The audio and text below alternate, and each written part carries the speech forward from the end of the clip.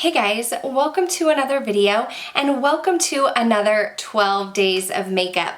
We are winding down the series here. I do have a whole playlist if you're just now joining us, but each day for 12 days, I should say every other day for 12 days starting on December 1st until December 23rd, I am bringing you a new video all about the number 12. So today we're focusing on 12 products that are either overhyped or worth the hype in my opinion. This is all my opinion here. It's relative. Things that are overhyped and worth the hype may mean different things to different people, but I did go through tons of my makeup.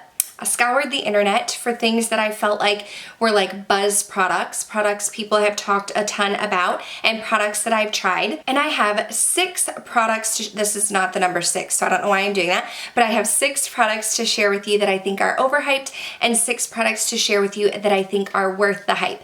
And I decided I'm just gonna kind of alternate. So I'll give you an overhyped, worth the hype kind of situation back and forth. So let's just go ahead and dive into the video. Now, I just want to say there may be products that I am saying are overhyped, that I just don't love them. It doesn't mean that they're bad products. It just means that they're not shooting to the top of the list, in my opinion. These things may be holy grails for you. Some of these opinions may be very unpopular. I am not trying to sway you as to purchase or not purchase these items. These are just my beliefs. And the reason why I gave that disclaimer is because the first product that I have to share with you that I think is overhyped is the Marc Jacobs Tantastic Bronzer, the Omega Bronze. I have a little mini here, and it does say on the back of this mini that it is the 104 Tantastic Omega Bronze, the Coconut Perfect Tan Bronzer. I got the mini when I purchased, oh gosh, it was a set. It came with the mini bronzer and a mascara. I've tried the mascara before and I knew that I liked it. Every single time I hear someone talk about this bronzer on YouTube, I've always heard such good things about it. People have said that they loved it, that it's a holy grail. I know that it's a huge bronzer, and I have some other bronzers in my collection, and bronzer is something that I rarely hit pan on, that I thought if I could try this bronzer and get a little mini, that would be a good deal for me. However, this little bronzer here doesn't really show up that well on my skin, and I'm super fair. I mean, I have a very fair complexion, and I have a hard time getting this to look like anything on my skin. Now, I do typically try to use this as more of a contour than a bronzer, so I'm using one of my like Morphe, what is it, the Y11. I talked about it in my 12 makeup brushes that I use for contour. I try to dip it in there and I focus it right on like the hollows of my cheeks, but I've even tried to get a fluffier brush, a more dense brush. I've tried to use it as bronzer, as contour, and I just can't get it to show up that great. So it is a little mini. I'll use it, I reach for it from time to time, but if I'm looking for like a very chiseled or bronzed look, I'm not gonna reach for this. And I know it comes with a high price tag, so in my opinion, it's not doing enough for me for that high price tag. Now, another product that released in 2020 that gets a ton of hype here on YouTube, it's expensive, but I think it gets hype for good reason, is the Natasha Denona Glam Palette. I am obsessed with the Glam Palette, and it kind of caught me off guard. When this released, I was like, it's beautiful, but I don't think I need it because I'm more of a warm-toned girl. And then I started seeing reviews about it. Everybody was saying very positive things. It looked like the shimmers were gorgeous. And then my best friend Smags picked it up, and I asked her if I could try it. And the rest is history. I went on to purchase it myself. I got it during the Sephora VIB sale. It is a $65 palette, but you can get it on sale when things like the Sephora VIB sale happen. I just love the shimmers. I am absolutely in love with the shimmer formula. I feel like this formula is different than the bronze. Is it really? I don't know. I prefer this over the bronze palette, and I feel like I just get less fallout. The shimmers just glide so smoothly on my lids. This has been a palette that I have reached into time and time again. I absolutely love it, and in my opinion, it's worth the hype. We've talked about 2 expensive products, so let's bring it down a notch when it comes to the price tag. I have heard people raving about the Essence Lash Princess Volume Mascara for such a long time. I especially think of Andrea Montellano. She's been raving about the Essence mascaras for years, and I've wanted to try them for so long. I did try the green one, I think it was lengthening, a few years ago, and I couldn't remember if I liked it or not. So I decided I'm gonna go out and pick up this one, the volume mascara, because I typically look for mascaras that are volumizing. And then the second I opened it, I remembered why it is that I don't like this product. It has nothing to do with the product inside and everything to do with the component. Look how long this handle is. When I'm applying mascara, my hand is all the way out here. I don't know if it's just because I'm used to mascara minis. I mean, I use the Maybelline Rocket mascara. That's not a mini. So I don't know what it is, but my hand just feels too far away from my face, and I don't have the control that I like when I'm doing mascara, especially when I'm doing my left eye. I'm right-handed. I do not know why this is, but for some reason, I've always applied mascara with my left hand to my left eye for as long as I can remember. I don't know why, but that's especially hard when this wand is so far from my face. So I want to say this is like $2.99, $3, something like that. It's super affordable. And like I said, I'm not really speaking to the product inside.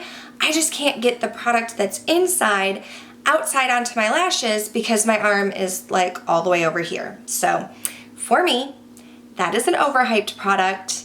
I forgot that I felt that way, so I tried it again. My feeling is the same. However, a product that I think is worth the hype and affordable are these little e.l.f. bite-sized minis palettes. These are little quads. I have 4 different, I was gonna say flavors. I have 4 different shades. This one is in rose water, so it's more of a mauve shade. This one is in pumpkin pie, so it is a very copper toned shade. Then I have cream and sugar, which would be for the neutral lover, and berry bad, if you're into a raspberry shade. Now these are $3 here in the US. I did catch a video by Angelica Nyquist. I will link her video down below. She was saying that over in Sweden, these were like $13 or something. And so she had a whole video about, are these good for that price? For me, I'm really happy that I purchased these for $3. I also don't know why they were so expensive in Sweden, because I was talking to Alana from Altogether Alana, and she was saying that she's over in Scotland and she found these for $3 also. And she also said she had friends in Italy, I think, that found them for $3. So I don't know why they're so expensive in Sweden. I don't know that I would recommend these for $13, but for $3, yeah, these are worth it. You can pick up a couple, the pigmentation is great, the blendability is great, and I'm a fan of these little guys. The next product that I'm going to talk to you about, I don't actually have in my possession, but I have used them, and I am talking about the Smashbox primers. I used to hear people raving about these Smashbox primers over and over again on YouTube. I feel like I haven't heard about them too much recently, but these are some primers that, like, time and time again, they were popping up on YouTube. If I would ask for recommendations, people would offer up the Smashbox ones. I've tried the primerizer, it's okay, it didn't blow me away. I tried their original formula. I think I ended up getting rid of it because it had like a silicone texture. I tried like another one that I think was like blue or purple, and it was supposed to be a hydrating one. And I didn't feel like these primers really did anything for me. I felt like I had primers that were more hydrating in my collection. So if I wanted something for hydration, I had better options. And I also felt like I had better options for primers if I wanted longevity. I don't think they're bad. Like, I'm not saying that these are bad primers. I just don't think that they're worth the hype because I have so many other primers in my collection that I feel like are just better, whether it comes to longevity or hydration. I just have ones that are better. So that, in my opinion, is Overhyped. Now, I do absolutely love the Ofra Cosmetics highlighters. I feel like when Ofra Cosmetics first started releasing like Rodeo Drive and Pillow Talk, which are these two in the middle here, I feel like these were all the rave. They did a collab with Nikki Tutorials. They did a collab with Manny MUA. They did a collab recently with Samantha March here on YouTube. These highlighters have gotten a ton of hype, and I think that they're worth it. I absolutely love them. I purchased this little Feeling Myself mini trio. I think that it was limited edition when I purchased it back in like 2018. However, it is on their website in white packaging, which I think is a little bit prettier than the black, but the quality inside is absolutely amazing. I feel like I can get a super blinding highlight with these. These are not for people who just want like a little touch or a little hint of a highlight. These I feel like pack more of a punch in my opinion, and that's typically what I go for when I'm looking for a highlighter. So I absolutely love this little trio. I love my Rodeo Drive, Pillow Talk, and Blissful. I've gotten a ton of use out of them, and I'm definitely open to trying more from Ofra. Do you guys remember a few years ago, was it 2017 or 2018, when Tarte released their Shape Tape Concealer and everybody lost their minds over it? I had a very unpopular opinion because I actually strongly dislike the Tarte Shape Tape Concealer. Some of these other products, like I'm not saying the Tantastic Bronzer is bad, I'm not saying the Essence Mascara is bad, I don't like the component, I'm not saying the Smashbox primers are bad, I just have ones that I like more. I did not like the Tarte Shape Tape Mascara. For one, it was super thick. Super duper thick. It would get like crepey and drying underneath my under eyes. No matter if I used just like one teeny tiny dot, it still looked like I had major cake face underneath my eyes. And for someone like me with dry skin, that's not the look that I was going for. And then I would watch YouTube tutorials and I would see people like painting a triangle and like coloring it in and blending it out all over their face. And I just never understood how people could do that because that concealer was so thick. I feel like there are other concealers that are talked about more than the Tarte Shape Tape now, but that is one that will forever be way overhyped in my opinion, and I couldn't even use it all. I ended up getting rid of it because I was just not a fan. Another product that I think is worth the hype, and I feel like there may be people that don't agree with me, but I am talking about Anastasia Beverly Hills eyebrow products, like all of them. I typically use their brow definer and then I go in with their Brow Wiz and their clear brow gel. I think these are all like in the low $20 range. I've been purchasing them for years and years and years. The reason why I like them, one, is because they have the perfect shade for my red hair, but two, the products last me a while. I can put my brows on my face. If you've ever seen me on my Insta stories without my eyebrows done, like it literally looks like I have no brows because my hair is so light. But these products, they go on the skin, they stay on the skin, they don't budge, and my eyebrows stay all day. I do know that there are more affordable options. I know like NYX has a dupe, I know that Benefit has some really nice brow products, but the reason why I always go back to these is because it's really hard as a natural redhead with my hair color to try and find a brow product that works for me.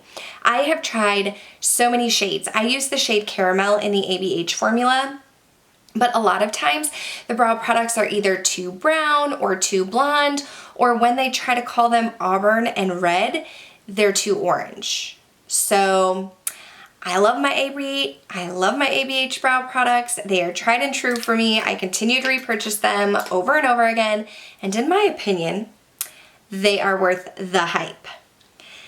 Another product that I have, I actually accidentally left it in my bathroom. It is the Drunk Elephant Marula Face Oil. This is another one like the Smashbox primer and the Essence Mascara, the bronzer, where I don't think it's a bad product. I just don't think it's worth it for the price. I've heard a lot of people on YouTube talking about this Marula oil. I'm gonna try and look it up right now to see what the price is. I know it's super expensive. Okay, so it is called the Drunk Elephant Virgin Marula Luxury Face Oil. The 1 ounce is $72. I have the smaller size, the one for $40, the ½ ounce. The claims are, this is a face oil rich in critical antioxidants and omegas 6 and 9 that moisturize, nourish, and visibly balance while restoring a youthful looking glow. I do think that this oil is nice. I've been enjoying it. I've been using it at night as part of my skincare routine. However, it feels no different than my Josie Maran Argan Oil. No different. It feels the exact same, and it's $72. So I don't know if Marula is supposed to like do something fantastic for your skin that I just don't know about. But in my opinion, it's a nice oil and I like it, and I really like Drunk Elephant. The reason why I think it's overhyped is because it's $72. And you can like go get, let's look up the Josie Maran Argan Oil, because that's the other oil that I use. And that one is just as good in my opinion, except you can get 1.7 ounces for $49, or the half ounce mini is $17. If you want to get a jumbo, that's 4 ounces, that's $96. I typically buy the mini, the half an ounce, which I said the mini of the Marula oil was $40. The mini of the Josie Maran Argan Oil is $17. So in my opinion, they feel the same, they do the same things. I'd rather save the money and just get the Argan Oil. My last product that is worth the hype. I feel like these aren't super duper hyped up that much anymore. But when Kylie Cosmetics first came out with her lip kits, they went crazy. Like they sold out, and I remember there were people selling them on eBay for like $250, and I hope none of you spent that kind of money and bought them, especially now since they're so mainstream. But I love the Kylie Cosmetics lipstick formula. Both of these are her velvet liquid lipsticks. I do like her traditional liquid lipstick formula. Malibu was an absolute favorite shade of mine. I used it up and it went bad. There was like a tiny little bit left.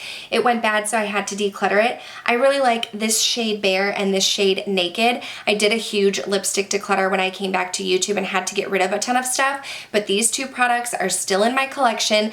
I feel like Kylie's liquid lipsticks go on very nice and smooth. They dry down completely. The velvets do get a little bit of transfer, but her normal liquid lipstick formula dries down completely. It does not settle into the fine lines that I have on my lips. It's not uncomfortable. It doesn't feel like the moisture is being sucked from your lips either, and it's super long lasting. So I'm a huge fan of the Kylie Cosmetics liquid lipstick formula. I will continue to repurchase for her. I know that there were some people who were not purchasing it just because she's like part of the Kardashian-Jenner clan, but in my opinion, if it's good, it's good. So I am going to keep purchasing it. The next product that I think is overhyped, this is another one that falls into the category of me not thinking that it's a bad product. I just think that it's overhyped. And this is the Sol de Janeiro Boom Boom Cream.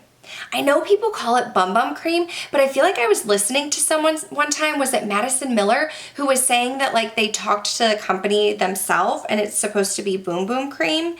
I think this stuff smells amazing. It truly does. It smells absolutely amazing. Can I get this off? It has a nice sweet fragrance. I have friends in my like everyday life who rave about this stuff. It is moisturizing when you put it on, but I just don't really ever find myself reaching for it. You can see this is like a little tub. I am someone that puts lotion on every time I get out of the shower. I typically reach for my Nivea. It's a blue container that Makeup Shayla talked about. It's like the Nivea Enriched Moisture Lotion or whatever. That stuff you can find at the drugstore. The Sol de Janeiro Boom Boom Cream comes with a higher price tag. And while I think it's a good product, I just don't think that it does anything that like my Nivea lotion isn't, and I oftentimes forget to use it. So for that reason, it is an overhyped product for me. The very last product that I am going to end with that in my opinion is worth the hype are beauty sponges. Now this particular sponge is by Beauty Blender. I don't think you necessarily have to get the Beauty Blender brand. There are tons of makeup brands who have beauty blenders now. I just think beauty blenders in general are worth the hype. I love the way that it's a multi-purpose product. I can use it to apply my foundation. I can use it to apply and blend out my concealer.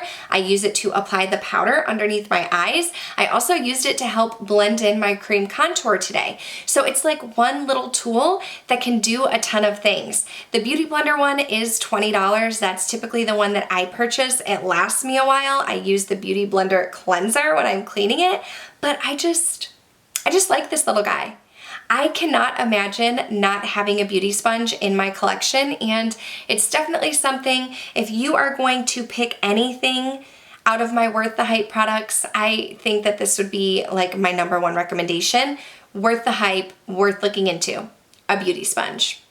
And that is going to do it for this video. These are 12 products that I think are either overhyped or worth the hype. I would love to hear your opinions in the comments down below. Do you agree with some of the products that I mentioned? Do you disagree? Are there other products that I didn't mention that you think are either overhyped or worth the hype? I would love to know. If you did enjoy this video and if you've been enjoying this series, please go ahead and give this video a thumbs up. I hope that you will subscribe before you go. Stay tuned. We are wrapping up our 12 days of makeup here, but I have some very exciting videos coming up, not only in December and with the 12 days of makeup, but beyond. So if you are subscribed, you will be notified when I upload new videos. Thank you guys so much for watching, and I'll see you next time. Bye.